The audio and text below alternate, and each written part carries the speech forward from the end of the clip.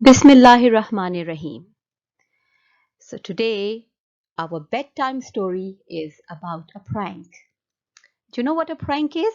Yeah, Can you tell me? a prank when you make people laugh. You make people laugh is like a joke. Yeah, a practical joke. Oh, Sometimes you scare people. Sometimes you can do a joke and make everyone laugh. and does that make a person happy if you're playing a prank on them or a practical joke? Sometimes. No. So do you think it's a good thing to do? No. Okay, but today the prank we are talking about, it is a prank with a purpose. Can you think of a prank with a purpose? No. Okay, so let's listen to I've this not story. had one before, but there can be some. Can be some. So let's see. So now the story I'm telling you today is about a teacher and his students. And the setting of the story is somewhere in the 14th or 15th century. And you know, in olden days, the people for learning and gaining knowledge, they used to go to big sheikhs. You know what a sheikh is? Yeah, the people like Ibn Arabi and religious people who make you learn.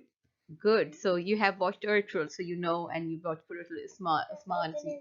So you know Ibn Arabi. So basically, and who are the students called? Dervish. Dervishes. So you must have heard about Maulana Room and all the dervishes. So people in the olden days, people used to travel. So the teachers also, they would travel with their students and dervishes, because you learn a lot of wisdom and get a lot of insight by traveling.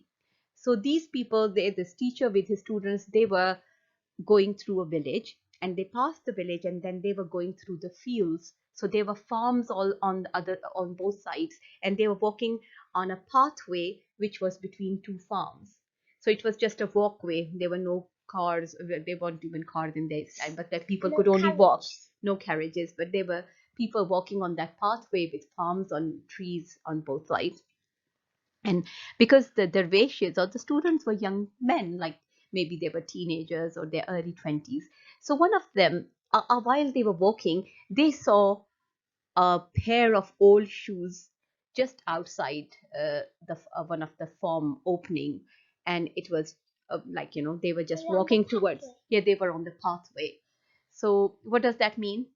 There's someone who's working in the farm. Yeah, so maybe it belonged to some person who was working, some of the servants who was working, or a farmer who was working in the field.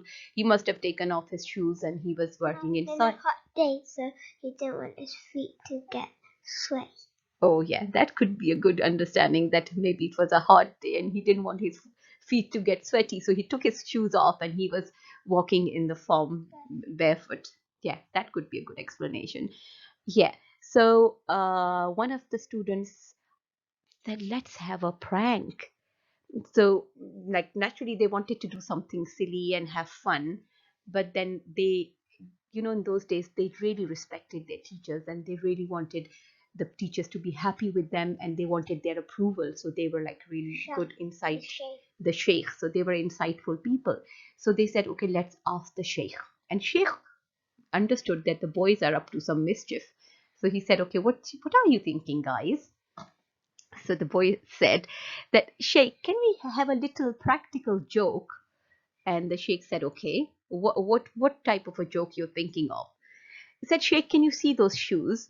If we just hide the shoes behind the bushes, and then we just hide also and see what happens, it will be fun when the person comes out and he doesn't find the shoes, and he'll be upset and he'll be looking for the shoes, and then we'll give him the shoes, but it will be a good laughter. So the sheikh was quiet and he started smiling softly. And then he said that the people who derive their happiness from someone else's sorrow cannot be good people. And though the students were a bit embarrassed and confused, so they said, well, the sheikh said, if you really want to have a prank, I'll give you a better idea. So we'll have a prank, but it will be a bit different. It will be a bit different. So he said, do you have any money on you? You know what were the coins used in those days? Gold coins. Gold coins. And they're so expensive. They were very valuable. So one gold coin meant a lot. Maybe would be like 100 pounds or something. No, way more than that. Could be way more than that. So they all had their gold coins because they were on a travel. Naturally, they were traveling, so they were maybe on their way to a caravanserai to spend the night. So they took out their purses. So maybe they all had about 10, 20, whatever. So then they all took out a gold coin and gave it to their teacher. And I think teacher also took two out of his purse. So they were total maybe 10 or 12 coins. The sheikh said, I'll tell you the prank now. Put a handful of these coins in each of the boots, and then let's hide and see what happens. So they were a bit surprised. They thought, well, that's quite an expensive prank. But they would never say no to their sheikh. They because that was a way of the sheikh teaching them some wisdom and some really good lessons of life. So they all hid behind a bush. And because it was almost late afternoon, early evening, they hardly had sat there for a while that they saw an old man emerging out from the farm. And as soon as they they just watched him in a distance. They could see that he looked like, seemed to be a very poor person. His clothes were all tattered, and he had a very sad. Tattered means they were like rags. They were like almost, yeah, threadbare, very old, almost ripped, and maybe he had patches on them. So that showed them that he was a very poor person. Also, he had a very sad look on his face that seems that he's upset about something. So they already realized in their hearts that had they played a prank on him, it would not have been a very good idea.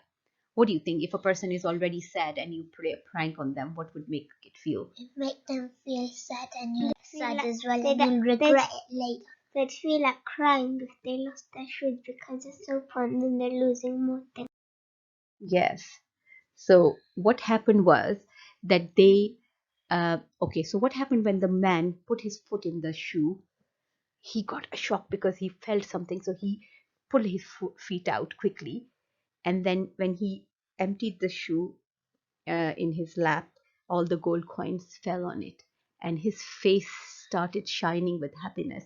And then he did the same. And then he found more. So he was looking at disbelief at the gold coins. But at the same time, he was so happy.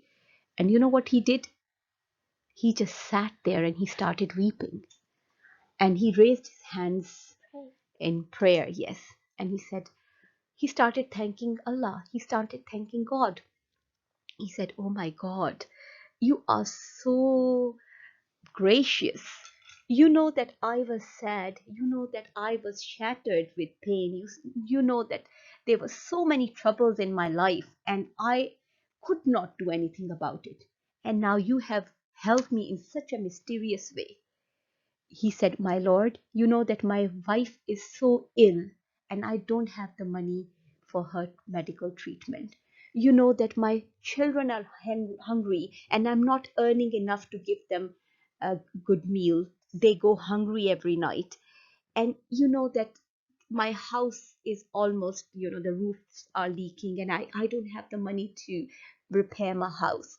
I am so embarrassed and poor and shattered, and my lord, you have blessed me. This money will be enough for the treatment of my wife and to have food for my kids for the whole month and even to repair my house. And I will be even able to buy more tools for my farm and I'll be able to, yeah. So he just then, well, jobs in those days, people used to earn by, like, working on the They field. could become a scholar, and then we could make his sons a scholar and make Oh, yeah, them get earn money. he could give them education. That was another option.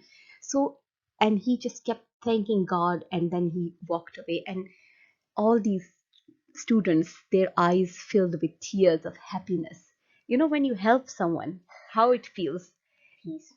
Yeah, though their eyes were full of tears, but their hearts had so much peace in them because this is the moral of the story, that true happiness comes by making others happy. Do you understand that? Yeah. And also, if you are chosen. So I ask you something? Who you think helped that old man? Allah. Allah. What about these people? He chose those people to help him.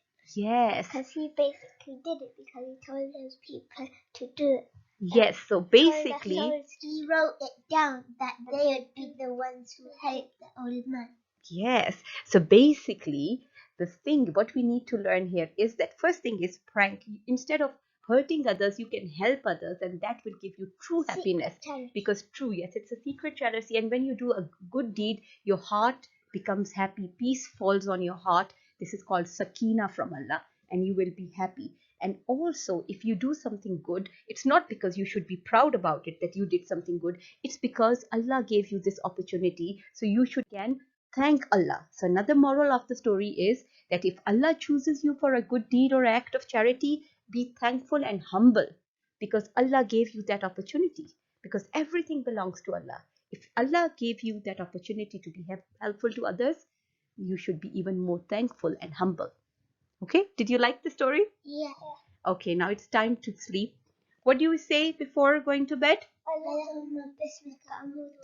Shabash, and read your Charkul and Ayatul Kursi. And Allah Hafiz and good night.